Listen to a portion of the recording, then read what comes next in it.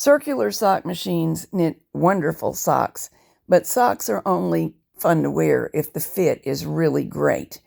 And considering that an entire shoe size is only a 1/4 inch, you can see how critical it is to make sure the socks are really right for you.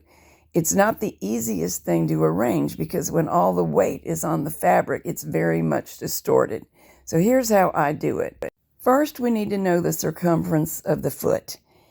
And we really want the circumference minus a little bit. That's called negative ease, so the socks fit snugly.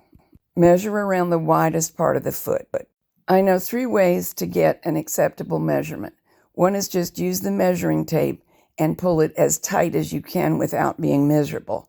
And that's not a relaxed measurement, so the sock fitting that tightly when it's knit will be okay. The second way is to take a relaxed measurement but subtract 1/2 inch for the negative ease.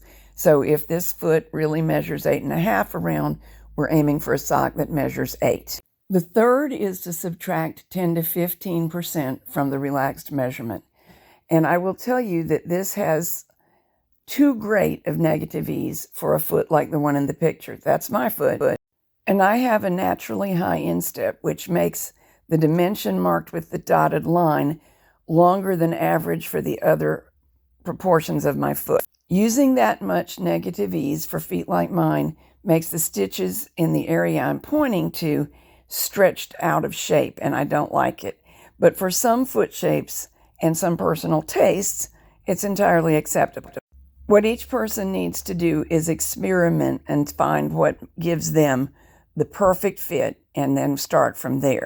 So let's suppose that we have found that the perfect fit is 8 inches in circumference and that we can reliably get that with the 60 stitch cylinder and number 1 sock yarn or number 1 sock yarn with Lycra run along, as I've showed you in a different movie. For larger feet, you will probably choose a different cylinder size as the best fit. But for many women, the 60 stitch cylinder works well. Now, in order to get a foot length that fits perfectly, we've already achieved a foot circumference that fits perfectly. We need to know how many rows per inch the knitting is getting. But the fabric must relax for a good time before we will get an accurate count. Remember, the weights have stretched it.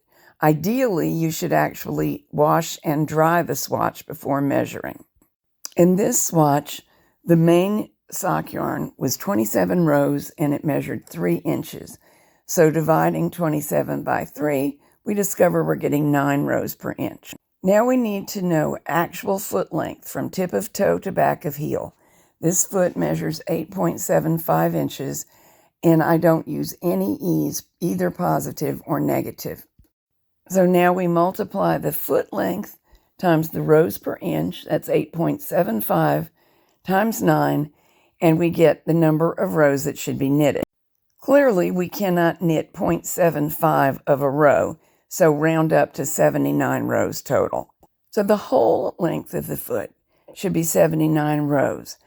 But because we are using short rows on the toe and heel, on the 60 stitch cylinder, the toe and the heel have each contributed 20 rows to the overall length already. On the 72 stitch cylinder, they have each contributed 24 rows. So that's 40 of the 79 rows already knitted. Then we just subtract those 40 from the 79 to discover that we only have 39 rounds that need to be knitted down the length of the foot. And that's it. This example produces ladies' size 6 socks using American sizing. It's really advisable to work from your own measurements exactly to get perfect socks. However, for those who feel a little bit arithmetic impaired, here are some guidelines. If the circumference of the cylinder will fit size 5, 6, 7, 8, or 9, because length does not always correlate perfectly with circumference of feet. Here is the number of circuits down the foot of the sock that is likeliest to work well for each of the sizes.